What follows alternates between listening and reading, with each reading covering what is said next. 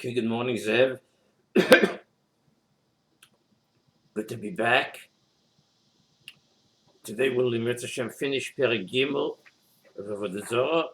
We'll learn Mishnah Tes and Mishnah Yud. In Mishnah Tes, the Mishnah continues regarding the halachas of having hana, of deriving benefit from an asherah. So the Mishnah begins with the following first case. Notal mimena eitzim. If someone took pieces of wood from the Asherah and he used them, Asurim Bano, if he took these pieces of wood from an Asherah, he may not derive any benefit from it. It's also Bano, as is taking anything from any idol, from any Avodah Zarah. What if then he took these pieces of wood and hisig bahen esatanu? He heated up an earthenware oven with them. Says the Mishnah as follows. Im chodosh, if the oven is a brand new oven, that is to say it's never been used before, and he heated up this new oven with the wood for the very first time that the oven was used, after having been made, remember it's an earthenware oven, and therefore this oven doesn't yet have in it the koyach to really do the job. So these pieces of wood that he put into this new oven is what really gives the energy, gives the oven the oomph to be able to work. Says the Mishnah, yutats. Yutats. Yutats means that the oven must be destroyed. Why must be the oven destroyed? Because since the very first heating of an oven is what actually hardens the oven, strengthens the oven, makes it workable,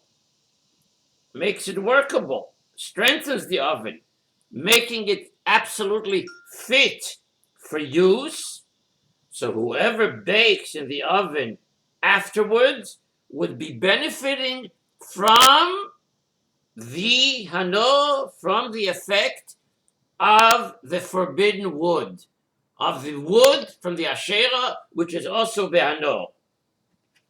Now we have to remember something that we learned in the previous Mishnah, that there's a machloikes of the Chachamim and Rabbi Yossi.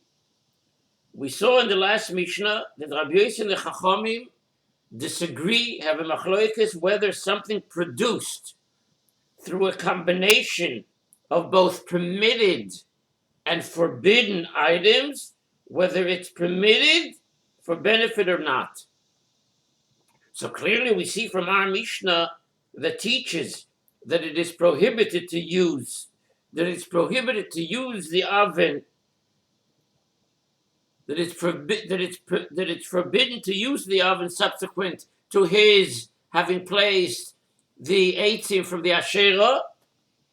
That follows the opinion of the Chachamim, because the Chachamim hold that even something produced through a combination of permitted and forbidden items is also, it's called Zeh v'zeh goyrem also, hold the Chachamim. Rabbi Yossi, on the other hand, disagrees and holds that we do not forbid the product of a combination of the permitted and the forbidden, and therefore he would hold that the oven may be used. That's the background to the way we view the Mishnah here. So again, quickly, let's review again. Not only menaitzim, asurim bano, hisig bano satanu, im chodosh, if it's a new oven, yutat, it must be destroyed. V'im yoshon, if the oven has already been previously used, that is to say, the oven is already taken hold, it's already fit for use prior to this event taking place. So v'im yoshon, so then what's the halacha? It's already been heated. It's already been heated up permissibly before. Says the Mishnah Yutzon. Yutzan means you have to allow it to become tzoinen. Tzoinen means it has to be allowed to cool off, so that the heat provided by the forbidden use doesn't bake the bread. And after the oven cools off and is reheated with permitted wood, then one can bake in it. One can bake in it. Favos, because an oven that was originally heated with permissible wood does not become prohibited when it is later used with prohibited wood. Nevertheless, in order to avoid having benefit from the heat of the prohibited wood, it is necessary to wait until the oven cools off. And once it has cooled off and was reheated with permitted firewood, not from Asherah, the oven may be used to bake bread, since the prohibited wood provided no benefit. So, V'im Yoshan Yutzan. Now, what about Ofa Bois Apas? In either of these cases, if he did not do what was required, that is to say, he used an oven that was heated with Asherah wood when it was new, or he did not allow a used one to cool off, to cool down before baking, and he baked the bread in such an oven, says the Mishnah Asura Be'ano, the bread that he baked is also Ba'ano, because in both cases, Chodosh and Yoshon, the forbidden wood contributed to its baking. The forbidden wood contributed to its baking. Now the Mishnah continues to analyze the next case, and that is what happens if the forbidden loaf of bread becomes mixed with permitted loaves. There is an irbuvia, nisarva ba'acherois, if the bread that was baked be'isu becomes mixed with other permitted ones, with other breads that have nothing to do with this wood from the Asherah, with this questionable oven that was used with the forbidden wood of the Asherah. So you have the bread that was baked be'isu, and this bread that was baked be'isu becomes me'urav, becomes mixed up with acheros. Acheros means all permitted ones. Says the Mishnah, Kulan Asuras Be'ano. They're all forbidden for benefit. They all may not be used. They're all also Be'ano, because any loaf might be the forbidden ones, and therefore they all must be destroyed. Now, of course, we need to understand, we know that generally, if a davar osur, if a forbidden item gets lost in a larger number of permitted items of the same type, and it is not recognizable, we don't know which is which, we don't know which is the osur one, it's not recognizable in the mixture, so the forbidden item becomes nullified in the mixture. Everybody knows that, right? Botel beroiv, alamol. Botel beroiv, and the mixture is permitted, and you can go ahead and use them all, even though you know that one of those that are in there that are going to be used is the one that was bitul. That's the chiddush of bitul beroiv. Our Mishnah, however, is talking about loaves baked by a private person rather than by a professional baker, which are sold by the unit. Each one is sold individually rather than by weight or by volume. So the Chachamim made a gezerah that because it's a davar choshuv, each one is choshuv in and of itself, because of its importance, such an item does not become batel beroiv. Such an item does not become nullified in the mixture. And therefore all the loaves are also. Comes along Rabbi Eliezer and says, you know what? I have a way by which to allow the use of these loaves. They're not all also. They're not all also bano. Rabbi Eliezer says, you bring the benefit, the hano of each one, of the value of each to the Yam HaMelech, and dispose of it there. What does it mean to say? It means he throws the value of the prohibited loaf into the Yam HaMelech, and in this way, no one will benefit from the forbidden loaf. And then you can use all the loaves. You take the value of the one, you throw it to the Yam HaMelech, that is, you destroy it, you destroy the value of the one, and the others become permissible. Say the Chachamim to Rabbi Eliezer, you say it's such a gewaltige chiddush. Yoylech hanol Yam HaMelech. You take the value of the one forbidden one and you dump it into the Yam HaMelech. Amullah, so they said to Rabbi Eliezer, ain't pidyon l'Avodah Zarah. There's no such thing as being able to redeem an item out of its idolatrous status. You can't be poyde Avodah Zarah. You can't be poyde Avodah Zarah. The Chachamim hold that there's no way to make this loaf permitted. Unlike an object, l'moshel, that's donated lehegdish to the Beis Hamikdash, whose holiness can be redeemed by transferring its holiness unto money, the status of an object of idolatry cannot be transferred into money. Otherwise, you have to bring the Ma'aser Sheni to Yerushalayim to eat the Ma'aser Sheni in Yerushalayim. You have baskets and baskets full of Ma'aser Sheni. So what can you do? You can go ahead and redeem the value of all of these fruits into money. You take the money to Yerushalayim. You're not taking the Ma'aser Sheni, which is Hegdish. You're taking the Ma'aser Sheni money to Yerushalayim, and there you're going to buy fruit and eat in Yerushalayim. Now, Rabbi Eliezer too agrees that as a rule, forbidden objects cannot be redeemed. But his ruling applies only in this case where the forbidden loaf is also only midirabanan, which we learned previously. And in such a case, Rabbi Eliezer holds that we may use the loaf after disposing of its value. Since then, we're no longer considered to be benefit from the item itself, from it.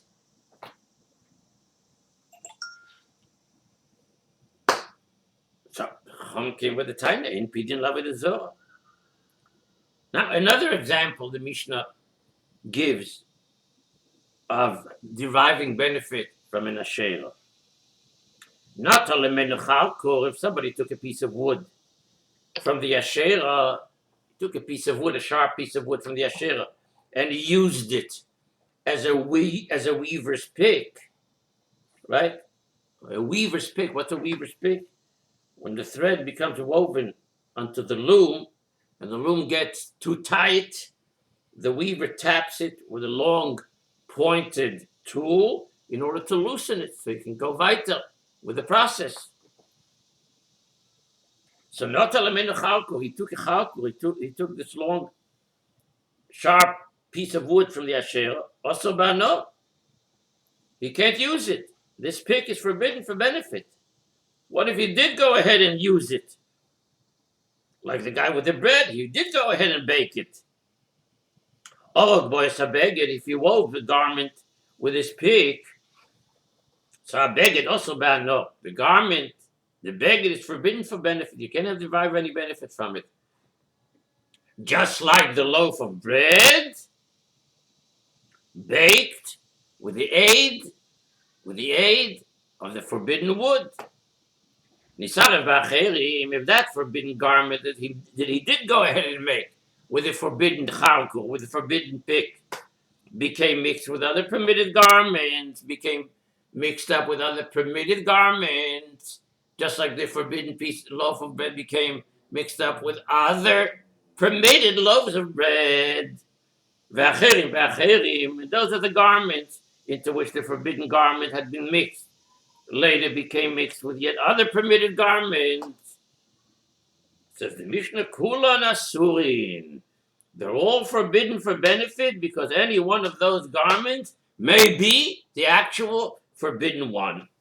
And again, just like with a loaf of bread, garments are sold by the piece, one jacket, one pair of pants, and therefore the entire mixture becomes forbidden, just like we see with the bread. Now the Mishnah adds here that even if the entire first mixture became mixed with a larger number of permitted garments, and there is now even a double majority. The forbidden garment is outnumbered in the first mixture, and the first mixture is outnumbered in the second mixture. All of the garments are still forbidden because each garment is a davar chashuv unto itself. Right? And the same would apply with the previous case of the loaves of bread. As a matter of fact, the Rashash and others say that there are Gilsos and Mishnayos that give also the second example of Nisarev Ba'acherim Kulam Asuri Bano, that it also should be part of the text of the Mishnah Lagabi the bread. So again, Rabbi Lezer says it's consistent and says, no, we can solve the problem. He should bring the benefit to the Yamamelach and dispose of it there, and that is, he throws the value of the prohibited garment into the Yamamelach, and therefore it becomes permissible to benefit from the entire mixture. And again, the Chachomim respond exactly the same. There's no redemption for an item of idolatry, and therefore there's no way by which to salvage it. And then the last Mishnah. The last Mishnah discusses a very important klal in Hilchas Avodah Zarah, something that we will see in the next Perek, in Perek Daled, Mishnah Daled. There we will find this important klal that a non-Jew can nullify the Avodah Zarah. A non-Jew can nullify the idol. He can be mevatel it. He can make it ois Avodah Zarah. How can he make it ois Avodah Zarah? By doing something that demonstrates that he no longer cares for it as Avodah Zarah. He no longer considers it Avodah Zarah. It doesn't mean anything to him. He inflicts damage on it. He does something ruinous. He does something which is derogatory to the Avodah Zarah. So once a goy does this to the Avodah Zarah, then it loses its forbidden status, and a Jew may benefit from it. But keep in mind that a Jew, however, can never nullify an idol. A Jew cannot nullify the idol. Only a non-Jew can nullify the idol. It's his idol. He's the one who gave it its status. So this last Mishnah discusses how a non-Jew can remove the forbidden status of an Asherah, specifically. Ketzad mevatlo, how does a non-Jew nullify the forbidden status of an Asherah? So the Mishnah answers, Kir seim v'zered, if the non-Jew cut off its dry twigs or its moist twigs for his own use, that is, the non-Jew cut the twigs for his own use. He wants to go and use these twigs to light a fire. Now, if he did so for the sake of the tree, for example, to prune it or to beautify it, it is not an act of nullification, fakert. It's an act of enhancing the Asherah, as we'll see at the end of our Mishnah. But if he went ahead and he cut off the dry twigs or moist twigs for his own use, or natal mimena makel shavit, he removed a stick or a thin branch from it, afilu ole, even one leaf, arei zu betela, it is then nullified. It is no longer considered an Avodah Zarah, because the non-Jew shows with these actions that he no longer considers it an idol in Avodah Zarah. But on the other hand, if shvoyo letzorcha asura, if he scraped the Asherah down for its own sake, so that it should look nicer, it remains also. Just like if he pruned it, just like if he cut it to make sure that it grows even better. That's what pruning is. So the same is shvoyo letocha. He scraped the Asherah down for its own sake, so that it should look nicer. It remains also because it is not an act of nullification. But sheloi letzorka muteres. But if it was not done for its own sake, but if it was not for its own sake, for example, he wants to make use of the scrapings. He wants to make use of the scrapings. He didn't scrape it to make the tree better, finer, stronger. He scraped it because he wants to use the scrapings. Then the Asherah becomes permissible because he shows that he's doing something to the Asherah that demonstrates that he no longer considers it an idol. It no longer is considered by him as a shtik Avodah Zarah. Okay.